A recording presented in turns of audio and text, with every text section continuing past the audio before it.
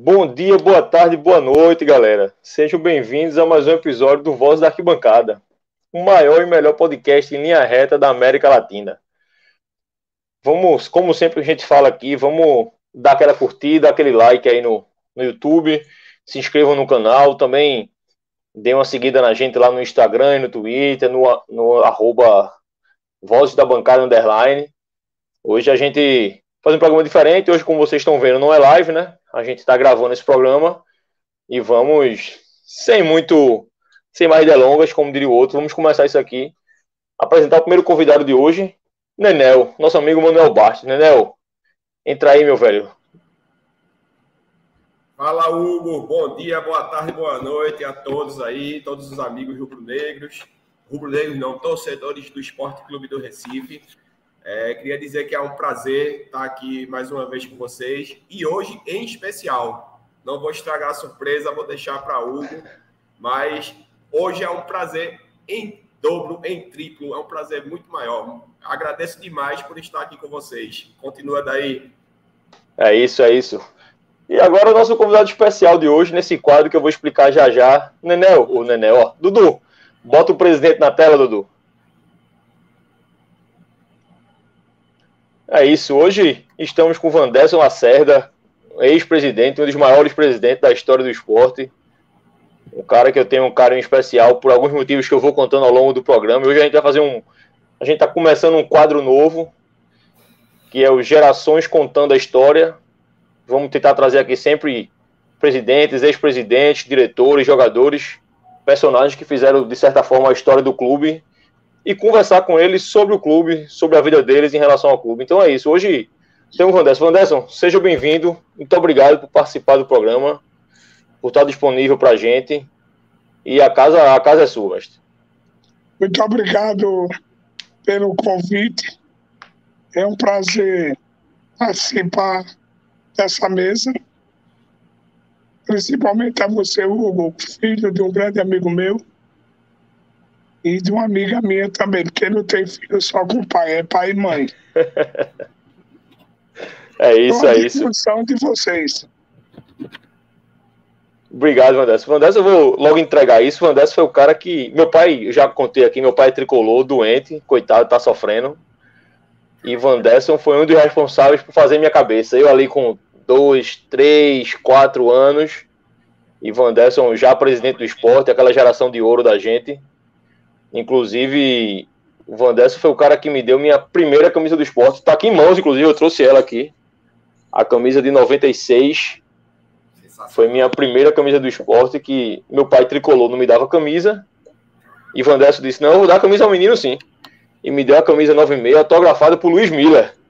Autografada por Luiz Miller essa camisa. Então, essa aqui eu guardo com muito, muito carinho. Eu sempre que encontro o Wanderson, faço questão de agradecer a ele por ter invadido minha casa, me roubado de meu pai e ter me feito rubro-negro, porque senão eu tava sofrendo até hoje, pelo amor de Deus. Então, carinho pro Wanderson é imenso. Papai lhe mandou um beijo, inclusive, ele tá ali, mandou um beijo pro senhor. E como sempre... Doutor Henriques. E como sempre ele xingou, ele disse, aquele velho filho da puta, tirou meu filho do caminho. Eu disse, papai, pelo amor de Deus, foi só a felicidade do seu filho. É verdade, eu tava sofrendo até hoje. Não é isso, pelo amor de Deus. Tava sofrendo 4 vezes. 4 vezes. Tava aí esse vácuo de aleijado, sofrendo que só. É isso, então obrigado, presidente. Vamos começar conversando, vamos começar com da vida, né? A gente fazer um quadro diferente aqui e perguntar a Wanderson como é que surgiu esse amor dele pelo esporte, de onde isso veio, e se foi de pai, se foi de avô, se foi de mãe, ou se foi feito foi roubado por alguém da família. Como é que foi isso, Wanderson? Como o senhor virou rubro-negro, como o senhor virou um apaixonado pelo esporte? Foi uma opção minha, porque aos meus 14 anos eu fui jogar bola no juvenil do esporte. E olhe que naquele tempo não tinha ajuda de custo, não tinha nada. Eu saía de Afogados para a Ilha do Retiro, 1h da tarde, para treinar o meu treinador, seu Luiz. Aí eu subi de categoria Aí fui para São Batista. Então, isso aí é uma coisa natural. Não foi opção de, de indicação de pai, de indicação de mãe, de irmão. Foi opção própria. Coisa boa, né, Nel? Pergunta ao mestre, pergunta ao presidente. Presidente, primeiro prazer estar falando com o senhor, né? Aqui, me sinto muito orgulhoso porque eu vivenciei ótimos momentos, graças ao senhor. Eu vou lhe dizer que o senhor está no céu. Então, eu vou chamar de você. Agora. Você foi um grande responsável por grandes alegrias que eu tive junto com meu pai que nos deixou agora há pouco tempo, menos de um ano, mas que me marcou demais, assim, a minha vida e a dele. E eu queria saber, assim, de você, nosso presidente, quando foi que você se enxergou, assim, como presidente, se já tinha ideia do que queria ali, ou se viu que acabou sendo uma pessoa que o povo viu que você era o mais capaz de estar à frente do esporte. Como é que foi esse contexto da sua chegada lá na presidência? Isso aconteceu em 1990, quando eu estava no processo eleitoral. E eu não tinha a menor vontade de ser presidente. Eu apenas era diretor de futebol amador, de todas as categorias de base. Eu cheguei no esporte por intermédio do finado e grande amigo meu, Romildo Moreira, que me levou para o futebol profissional. Naquele tempo eu assumi todo o departamento. No ano seguinte, Romildo me convidou para ser diretor de futebol. Aí daí para frente, amigo, o carro perdeu, a carreta desceu a ladeira sem freio. entrou no leão, não consegue sair mais não. Ele puxa você para dentro. Tu faz a conta aí de 80 para 22, vê quantos anos são de dedicação ao nosso clube. É muito tempo. É muito 58. Tempo. Quanto? 58. De 80 para 22, dá 42, não? De 80, né? Isso. Isso. Sim. É muito tempo. Muito tempo de dedicação ao Leãozinho. É máximo respeito a esse pessoal, que é uma das coisas que a gente, hoje em dia, a gente vê, que a gente, obviamente, esse programa, eu até comentei isso com o Vanderson quando eu convidei, que não vai entrar em política de clube, até porque esse ano é ano eleitoral e a gente não quer essa confusão, mas tem que respeitar os antigos também. O pessoal tem muito essa ideia de passou de uma certa idade de descartar, e ninguém é descartável não. A gente tem que respeitar a história de todo mundo e entender que tem experiência, tem conhecimento e pode ajudar muito. Presidente, eu imagino então que o senhor, quando era mais novo, o senhor não pensava em ser diretor do esporte, né? O senhor era apenas que jogar bola, virou torcedor, tudo, mas virando presidente, ali em 91, eu era muito criança, né? Eu era um pouco mais velho que eu, tenho mais memória, mas acho que foi a geração dourada da gente, né, Nenel? Aquela geração que a gente revelou, Chiquinho, Juninho, Leonardo, Adriano, Sandro, Gilberto no gol, aí depois veio o Alberic, veio o Bosco, já no final da década de 90 ali. Então, como foi ser presidente naquela época? Porque, assim, era uma época complicada em relação a hoje, em termos de mídia, a mídia era totalmente diferente, o esporte era um clube muito, por mais que já tivesse sido campeão brasileiro da A e da B em 90, existia muita resistência ainda no sul-sudeste, maior do que hoje, da entrada da gente na mídia, né? Então, como foi ser presidente naquela época, conseguindo bater de frente com os times do eixo, mesmo sem essa mídia, sem esse poderio financeiro que hoje é maior, mas na época já era diferente também? Como eu disse há pouco, eu cheguei à presidência sem ter a menor vamos dizer assim, vontade de exercer o cargo. Mas como teve uma reunião para se escolher um novo presidente, lá na casa de Luciano e Candeias. Então, depois de muita discussão, depois de muito puxa-encolhe, aí eu terminei sendo convencido a assumir a presidência executiva e sugeri levar comigo para o Conselho Adalberto Guerra. Então, fizemos uma dupla boa, uma dupla de entendimento, sem nenhum problema durante todos os anos que nós trabalhamos juntos. E quero dizer a vocês que para mim foi um grande prazer passar todos esses anos na presidência, porque normalmente você fazia 2 anos, tinha nova eleição. Aí comigo engataram 3 mandatos, seguidos 6 anos. E quando eu já estava, vamos dizer assim, já cansado de tanto tempo, porque eu chegava no clube às 5 horas da tarde e só saía 1, 2 horas da manhã. Durante esses anos todinho. Então a mulher já estava arretada comigo, perguntando se eu me casei com o esporte. Eu disse quase isso, bem parecido. Mas aí vieram os filhos e eu tinha que realmente dedicar menos tempo. E assim foi feito. Mas, durante meu exercício de presidente, eu quero dizer a vocês que para mim foi um grande orgulho, foi uma grande satisfação, porque nós ganhamos tudo que tinha direito.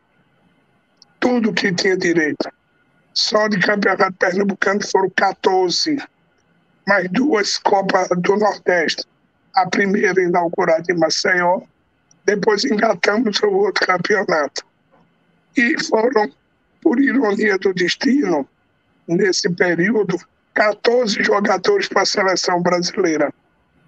Então foi um período áureo, onde nesse trajeto conseguimos ampliar a Ilha do Retiro, que carinhosamente batizaram com meu nome, a Curva de Vandesco. A Curva de Vandesco.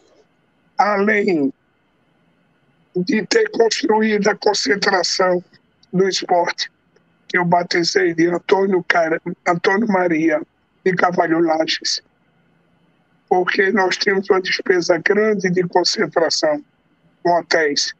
Aí eu decidi construir a concentração. Reformamos todas as vestiárias, pavimentamos todo o clube, reformamos a cobertura da sede e por aí foi. Como eu digo sempre, a carreta, quando desce sem freio a ladeira, ninguém pega ela. E assim foi a nossa administração. E quero dizer a vocês que com uma equipe fantástica, porque ninguém sozinho faz nada. Eu tenho uma equipe que trabalhava comigo no administrativo, como Zé Joaquim Pinto de Azevedo, nas finanças, no futebol amador. Tive um diretor extraordinário, Euclésio Lemos. Então, a cabeça já avançou a idade, mas a memória ainda é muito boa. Com certeza. Nenel, manda mais uma. Então, presidente, eu sou uma testemunha aqui, eu vivenciei isso, foi a minha infância, foi meu crescimento, foi todo ali. Quando o senhor chegou lá no cargo, eu tinha meus 9 anos, mas graças a Deus eu tenho muita lembrança, eu lembro de tudo. Eu vi tudo isso que o senhor narrou aí, e sinto muito orgulho de ter vivenciado. E, assim, eu queria saber disso tudo que o senhor fez, que o senhor não falou, acho que nem metade. O senhor foi bem o mais breve possível nos seus feitos. Mas eu queria saber do que o senhor sente mais orgulho, o que o senhor diz assim, poxa, eu estava lá, eu estava no comando, eu com minha equipe, lógico, né? O senhor, a sua equipe, do que o senhor sente mais orgulho daquela época, dos grandes times, da modernização, enfim, de tudo aquilo que a gente viu mudar ali naquela Ilha do Retiro. Olha, veja só, Vocês sabem que o que leva na vida de uma pessoa é o legado. E eu deixei um legado para o esporte.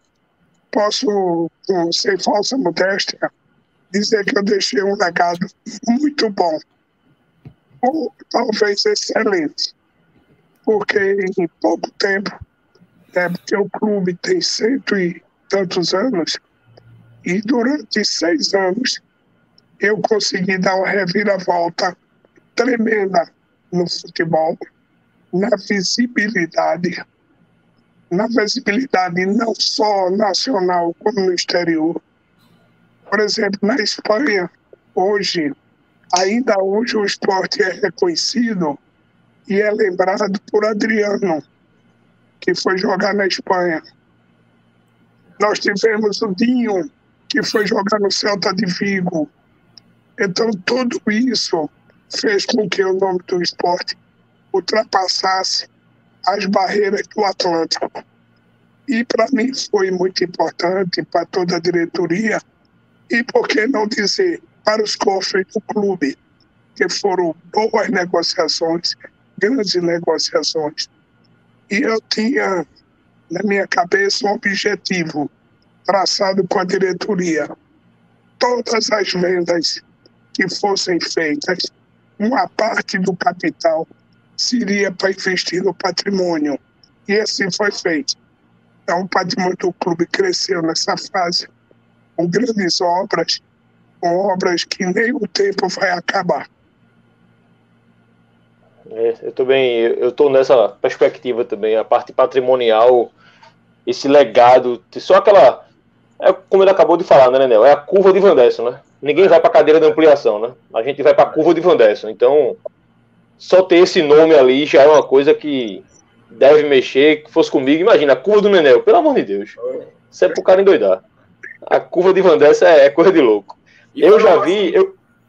Foram momentos assim a gente que viveu aquilo ali realmente foi uma transformação muito grande.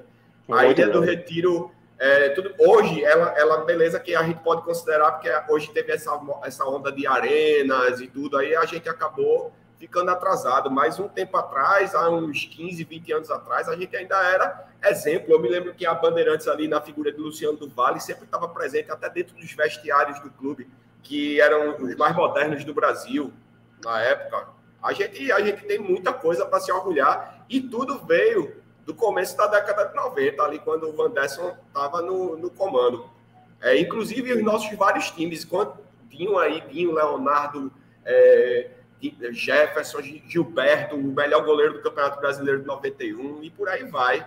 A gente tem muito que se orgulhar, e a gente deve muito a essa época de ouro, que eu até ia botar meu nome aí, anos dourados antes. Essa geração da gente deve muito a aqueles times de 90, né? O pessoal hoje com 35 para cima se alegrou demais naquela época ali, pelo amor de Deus. Então tem mais. Todos os clubes que vinham jogar com o Sport aqui na ilha, eles já vinham contando de quanto ia perder. Isso mesmo. Então aqui teve o Fluminense, que levou de 6. Levou 6. Levou o Botafogo, em pleno Caio Martins, levou de 3. Corinthians levou de 3. Tudo assim que eu vou me lembrando, que foram jogos. São Paulo, campeão do mundo. O São Paulo de Tele Santana, Careca, o Cacete A4, se lascaram aqui também. Agora, isso são coisas que ficam para a história. E a história, eu digo sempre que a história só registra vencedores, não registra perdedores. Ninguém se lembra de perdedores, só se lembra de vencedores. Isso vale para quem dirige, isso vale para quem joga, isso vale para quem comenta. Até hoje, a gente se lembra de Luiz Cavalcante, de José Santana, porque foram ícones do futebol. Evidentemente, cada um nas suas funções. Roberto Queiroz, recentemente, Jaime Cisneros, Aldir Duran, enfim, é uma gama de pessoas que participaram no esporte e que fizeram suas histórias. É isso, é isso. Pegando esse gancho de grandes times, eu queria perguntar ao presidente duas coisas. Qual foi o time, presidente, que marcou a sua infância enquanto torcedor do esporte? E naquela sua época, na sua gestão ali, qual o time que marcou mais o senhor? Ou se eu não tenho um time específico? Aquela gestão toda leva pro coração. Não, das antigas, o time que eu mais me lembro, mais me recordo que foi um time extraordinário, foi o time de 61, 61. De Seu, Baixo Alemão, Tomiri, Nezinho. Esse time marcou e muito, porque era um time basicamente imbatível, né? Então esse time realmente marcou a minha memória. E dos times que nós conseguimos montar, eu acho que o time de 96 foi um time realmente imbatível. Esse time me orgulhou muito, orgulhou a grande nação rubro-negra, e nós, aonde passávamos, quer seja regionalmente, quer seja a nível de Brasil, o esporte era super respeitado. Aquela geração ali era muito boa, né, Nel? Aquela geração é boa, eu sei que tu lembra. Pega esse gancho aí, pergunta ele aquele que a gente quer perguntar, da categoria de base. Então, presidente, como o senhor conseguiu, assim, como foi a ideia, a idealização, o planejamento ali, começar aquele projeto de categoria de base, quais foram as dificuldades que foi sem medo de errar, a melhor geração de categoria de base que a gente viu. A gente acho que talvez nunca a gente tenha visto isso antes, e a partir daquilo ali foi uma virada de chave, né? A sua gestão com a categoria de base, a chegada do Nereu, qual foi a importância de Nereu Pinheiro ali, que ele era um descobridor de talentos, né? Aí, como o senhor avalia essa parte da base? Olha, veja bem, a base para mim sempre foi, vamos dizer assim, prioridade. Sempre foi. Porque eu também vim da base. Eu conheci na pele as dificuldades da base. Os recursos para chegar na base era o último da fila.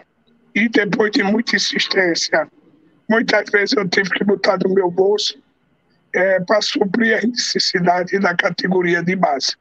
Mas eu entendia porque o presidente tinha muita dificuldade no futebol profissional.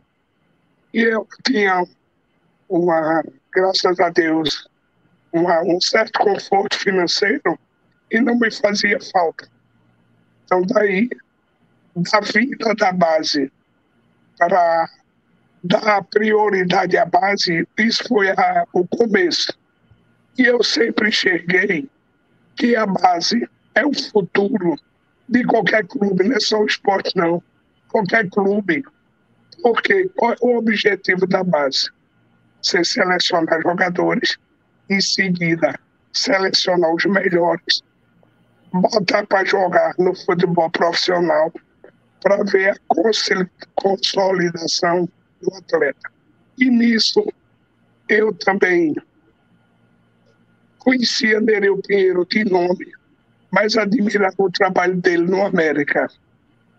Quando eu sugeri a Zé Moura, que era o presidente, contratar Nereu, ele relutou em função do salário. Mas eu provei para ele, por A mais B, que todo custo tem um benefício e que o custo fixo de Nereu traria um grande benefício financeiro também para o clube. E assim foi feito, e assim foi realizado, e o esporte faturou fortunas com jogadores revelados pela base. Então era um sonho e, na verdade, ele se tornou realidade. E só quem ganhou com isso foi o Leão da Ilha. Nós todos ganhamos. E nessas daí, né, Léo, tem a história clássica, eu vou pedir o presidente contar, deve ter contado isso muitas vezes já, sobre o Leonardo, né, Léo? O Leonardo sai lá de Picos, vem para Recife e reza a lenda, aquele iria ser tricolor, pelo amor de Deus. O Leonardo foi rubro-negro desde que nasceu, todo mundo sabe disso. Ele acaba na ilha. Presidente, como foi essa história? É isso que eu ia contar. Leonardo dormiu tricolor e acordou rubro-negro. Graças a Deus. Essa história é muito bonita, porque conversando com o pai de Leonardo, ele estava dizendo qual era a oferta do Santa Cruz e que o Santa Cruz estava oferecendo, e etc. Aí eu disse a ele, eu digo, olha, o Sport pode lhe oferecer mais. Mas faça o seguinte, eu sei que o senhor está palavrado com Santa Cruz, tranquilo. Mas eu vou mandar um diretor pessoalmente, olho no olho, pele na pele, conversar com o senhor para a gente ver se consegue reverter esse quadro. Que ele vai vir para um clube muito maior, com todo respeito ao concorrente, um clube mais estruturado, um time profissional extremamente competitivo. Então, na hora que ele vir para aqui, entrar no time profissional, ele não sai mais nunca. E só vai sair rico. E assim foi feito. Eu pedi a Pedro Lacerda. Ele pegou a caminhonete dele, me lembro como se fosse hoje uma caminhonete da Chevrolet verde. Botou ele e Paulo Ferro dentro da caminhonete e se mandaram para Bicos. Aí, quando foi à noite, aí Pedro e Paulo, é a coincidência, ligou para mim e disse, a condição é essa. O pai dele só faz assim, assado, que naquela época era pesado. Mas eu disse, Pedro, quem não tem coragem não cria futuro. Então enfrenta essa bronca e aqui eu vou resolver. Pode fechar o negócio. Aí no domingo de manhã, aí estava no treino na ilha, aí chega Pedro, Leonardo e Paulo Ferro. Pronto, aí a gente apresentou na mesma hora na imprensa porque o Santa Cruz estava anunciando também no domingo. O presidente Santa Cruz, na época, eu me lembro como se fosse hoje, meu amigo, mas amigo fora das quatro linhas, era Raimundo Moura. Raimundo Moura só não me chamou de arroz doce, de feijão com farinha, mas o resto ele me esculhambou. Mas fazia parte do futebol, fazer o quê? E o resultado disso é o que aconteceu. Foi o que foi Leonardo para o esporte. O jogador que deu bastante alegrias, deu títulos, deu dinheiro, porque só entre Corinthians e Palmeiras o esporte faturou um dinheiro bom. Só nesses dois clubes que eu me lembrei. Teve o terceiro, me lembrei, o Vasco. Que o Eurico Miranda era apaixonado por Leonardo. Eu digo, a paixão tem um preço, o preço é caro. E ele demorou a pagar, protelou. É aquela história do comprador mal pagador, mas pagou. Pagou e graças a Deus o homem conseguiu trazer Leonardo, né, Nel? Com certeza o nosso grande ídolo da geração da gente, o cara que fazia a gente chorar em campo, e que infelizmente nos deixou, Léo deixou cedo, nos deixou muito cedo, mas um craque em campo, e quem o conhecia dizia que também era um craque fora de campo, um cara super do bem, super simples, que para a geração mais nova é importante, e a gente, essa entrevista inclusive, presidente, porque a geração mais nova aí, o pessoal que nasceu de 2002, 2003 para cá, às vezes parece que não foram apresentados essa galera. Então as pessoas escutam Leonardo, Chiquinho, Dário, Hélio, Chico Montealegre e quem são esses, sabe? Acho que é importante esse resgate também da história do clube, porque o clube é feito dessa maneira, né? A gente acredita muito que o clube é feito dessa maneira e a história faz parte. Então você não pode chegar no esporte hoje, um torcedor ou até um atleta da base, e não saber quem é Leonardo, não saber quem foi Dário, quem foi Chiquinho na história do clube. Isso tem que ser quem foi Bosco. Obviamente existe Marcelo, Dedé, Ataíde. O Santa Cruz me levou 2 dribles, que até hoje ele não esquece. Perder Marcelo e Ataíde pro esporte. Pois é. Essas histórias. Dormir no tricolor E acordaram o drible os dois. Graças a Deus. Eles acham que deram drible na gente quando tiraram o Túlio. Fizeram foi um favor, levaram o Túlio para longe. A gente que fez história. Mas não é porque é passado. Mas eu, pelo menos, fui voto contra a contratação de Túlio. Exatamente. Porque eu acho que ele já não encarava naquele momento mais o perfil que o Sport tinha. Porque jogador para jogar no clube, ele tem que ter perfil. Não é só jogar bem. Não adianta você jogar bem e ser um molengo dentro de campo. Tem que ter perfil de raça. Eu não acredito em jogador que entra no campo e sai com calção e o meio limpo. Eu só acredito em jogadores que saem com calção e o meio sujo, porque significa que botaram a bunda na grama. Exatamente. É isso, e é o perfil da nossa torcida, né, Nenel? É o jogador aguerrido, né? É o cara que dá o sangue. Isso. A gente Se tem você muito... disser qual o jogador mole, molengo, que vingou no Sport, eu lhe dou uma barra de doce. Exatamente. Exatamente. Já chegou aqui muito cara bom, metido a craque, mas que não dava um carrinho, não sujava a grama, não sujava o bermuda, como disse o presidente, e aqui não dá certo, não. A gente sabe que aqui o cara tem que dar sangue, senão não se cria, não. Tem que ser como diz o ditado, macho, machixe e doce. É isso. É exatamente isso. É exatamente. Presidente, trazendo para hoje, futebol mudou muito, né? Assim, em termos de mídia, tecnologia, tudo. O senhor foi recentemente ainda, foi diretor do clube. Eu queria saber o que o senhor sente mais de diferente para aquela sua época para hoje, porque muito se fala que jogador hoje em dia é jogador mimado, que gosta de ficar no WhatsApp, que não respeita mais velho, que não respeita jogador antigo, que não respeita diretor. O que é que o senhor sentiu mais diferença? É tratar com um empresário que antigamente era um pouco mais diferente, hoje em dia tem mais dinheiro? Não, veja bem, a questão do empresário, isso é uma situação que eu sempre disse e vou repetir, isso é um mal necessário. Porque hoje o futebol, 99%, os jogadores estão na mão de empresário. Isso é no mundo inteiro. Então não adianta querer se desvencilhar do empresário e você só vai perder. O empresário tem que ser seu parceiro, seu amigo, porque no momento que o jogador não está bem, ele tem a obrigação de chegar junto do seu jogador, abrir o olho dele por algum motivo. Problema familiar, problema de cachaça, problema de raparigagem, e tudo isso envolve jogador de futebol, principalmente os mais novos. A primeira coisa, eu não sei mais hoje, mas deve ser a mesma coisa. A primeira coisa que um jogador que sobe da base para o profissional, você sabe qual é a primeira coisa que ele faz? Alguém sabe dizer?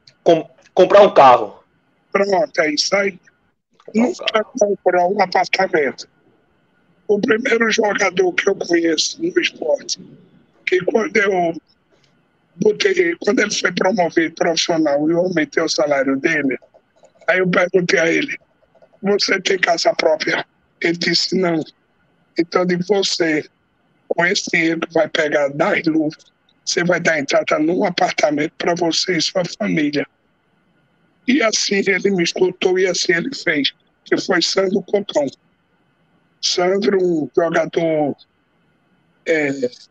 vamos dizer assim, não é porque é evangélico, mas um jogador extremamente dedicado, um jogador extremamente família, e foi por esse caminho.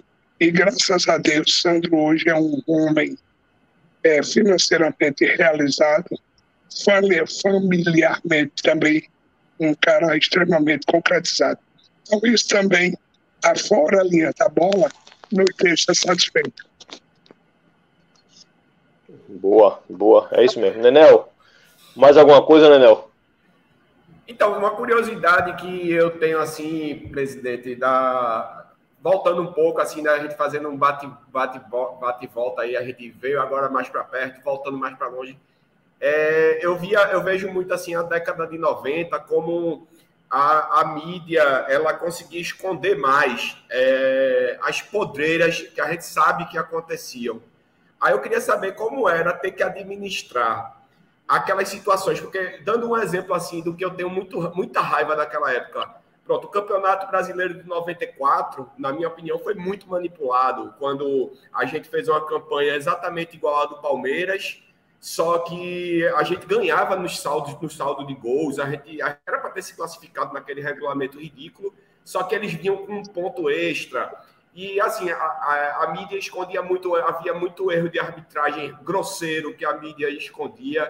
Como foi ter que administrar não só as dificuldades de erguer um clube, como de lutar contra todos e contra tudo e contra todos? Como era essa questão aí em relação principalmente à mídia, mas todas as sujeiras da CBF? Porque é o seguinte, essa dificuldade com a arbitragem, ela não foi, ela será eterna, porque tem o erro natural humano e tem o erro premeditado. Hoje, o premeditado é muito mais difícil, mas antigamente o erro premeditado era muito frequente. E tínhamos que utilizarmos na época alguns artifícios, que aí eu peço permissão para não falar. Não precisa falar não, presidente. Deu certo, não precisa falar não. Envolveu muitos nomes, envolveu muitas coisas. E o passado a Deus pertence. Mas foi difícil. Foi difícil. Porque a encomenda chegava primeiro que o jogo. Então, nessa situação, a gente tinha que ter muita habilidade, muito conceito com a diretoria de arbitragem da CBF e com o presidente da CBF. Eu, graças a Deus, sempre tive um relacionamento extraordinário com o presidente da CBF, aonde a entrada do Clube dos 13, o Sport deve a Fábio Koff, que era presidente do Clube dos 13. E me lembro como se fosse hoje, que na votação de ingresso para o Sport entrar no Clube dos 13, Michel Assad, que era vice-presidente do Flamengo jurídico, meteu a bola preta no nome do Sport. Aí bola preta naquela época seria dizer que não seria admitido. Aí foi quando eu contei com a ajuda de uma pessoa que muita gente não gosta, mas enquanto vivo foi meu amigo, me dei muito bem com ele, e foi quem bateu na mesa e disse que o Sport ia entrar no Clube dos 13. Foi Eurico Miranda. Eurico foi macho e a gente sabia, já nós todos sabíamos, da rivalidade entre Flamengo e Vasco.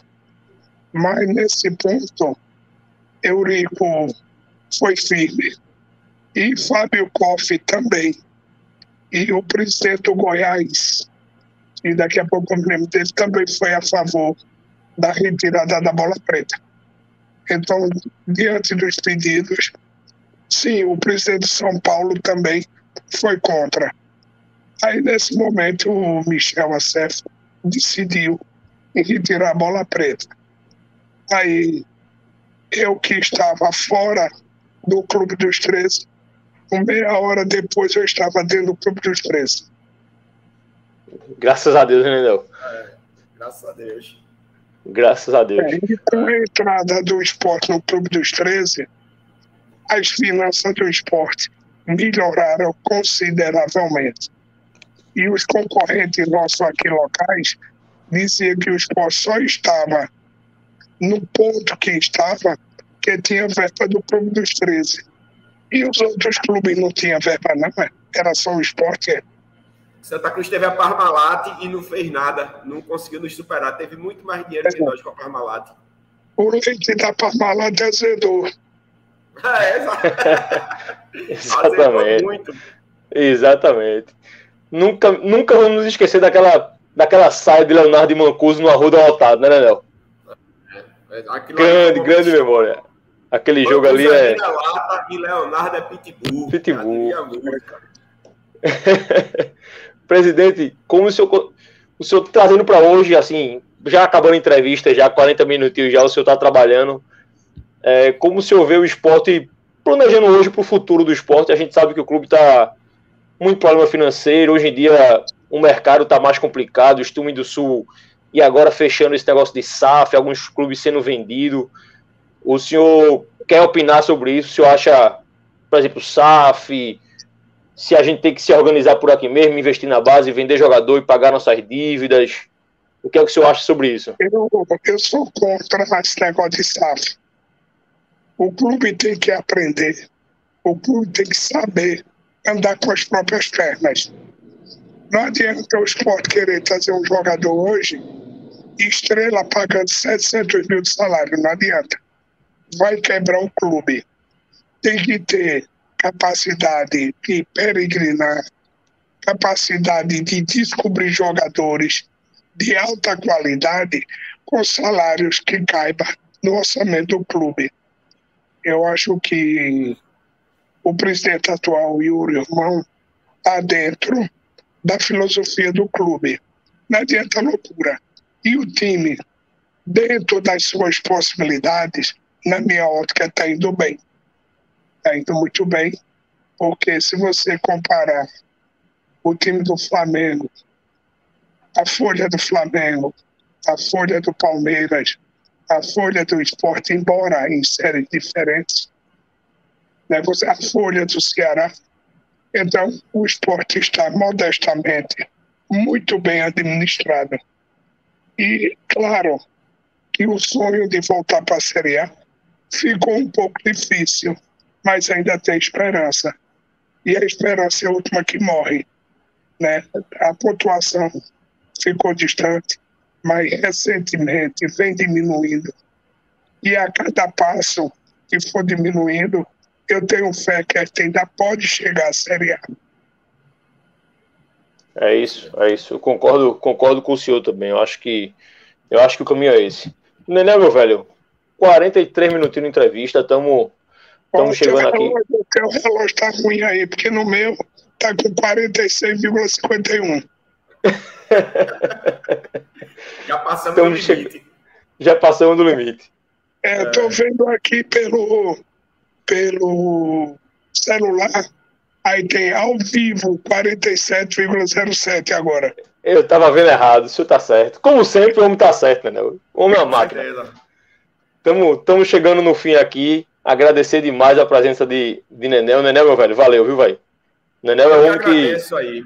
Eu agradeço a oportunidade e do presidente que nos fez ter muitas alegrias e fazer muitas raivas aos rivais. Que até hoje, graças a isso, eles, daquela gestão de Van Derson para frente, eles se apequenaram cada vez mais e nós crescemos. Infelizmente, hoje, a gente poderia estar melhor, mas continuamos na frente dos outros. Isso aí, eu não...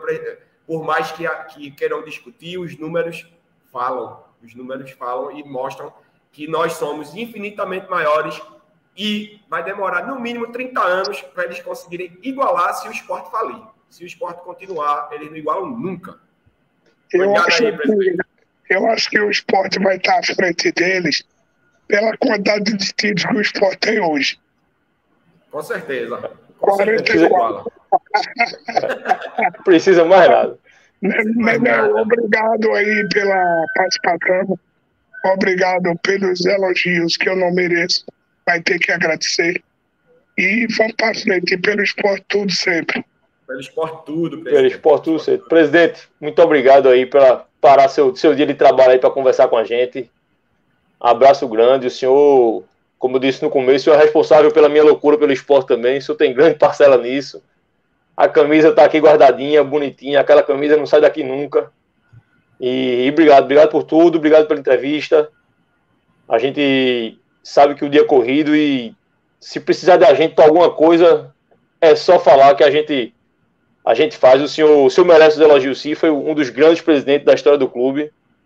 E, como o senhor disse, o senhor tem um legado, o senhor deixou um legado lá dentro, e a minha geração, e a geração mais antiga, e a que vem depois, tem que entender quem foi Wanderson e o que é o esporte. Não existe falar do esporte sem falar de Wanderson. Não tem como falar da Ilha do Retiro sem falar da curva de Wanderson. Então, o legado do senhor é gigante. A gente, vez por outra, o Wanderson, eu confesso aqui, é um dos poucos ex-presidentes que, vez por outra, eu encontro em jogo, passando indo para a ilha para ver jogo. Tem ex-presidente que prefere não se meter no esporte, fica mais em casa para evitar política. O Wanderson está lá vendo o jogo, xingando o jogador, porque é rubro-negro feito a gente. É rubro-negro como a gente, isso é muito bom de ver. Raramente eu perco um jogo. E quando tá jogando mal, eu escolhendo também. Escolher comigo. Exatamente. É minha vez. Tem oportunidade, não. Muito obrigado aí pela oportunidade. E estou sempre à disposição. Um grande e forte abraço. E doutor Henrique. Darei sim. Sempre foi um grande amigo. Um abraço na sua mãe. Se eu não me engano, é Amanda, né? Amanda. Isso. Você vê que a idade chega, mas a memória é boa. Então, muito obrigado por tudo, a você, a Nenel, e a todos que estão participando dessa entrevista. E dizer que, modestamente, sou muito agradecido por todas as participações que eu tive no esporte e tudo aquilo que eu pude deixar de bom para a grande nação rubro-negra. Essa nação merece muito mais do que eu fiz. É isso. Obrigado. Galera, vocês acompanharam aí o primeiro quadro a primeira entrevista desse novo quadro da gente, o Gerações Contando a História. Então, reforçar o que eu falei no começo, deixe seu like aí no YouTube, se inscreva no canal da gente, como tá falando aí na arte da gente, no layout aí, Instagram e Twitter também, o Voz da Bancada Underline, vamos dar essa força. E vamos seguindo, vamos em frente, como o presidente falou, pelo esporte e tudo sempre. Gente, abraço. Nenel, abraço, meu velho. Tchau. Valeu, tchau. Pelo esporte tudo.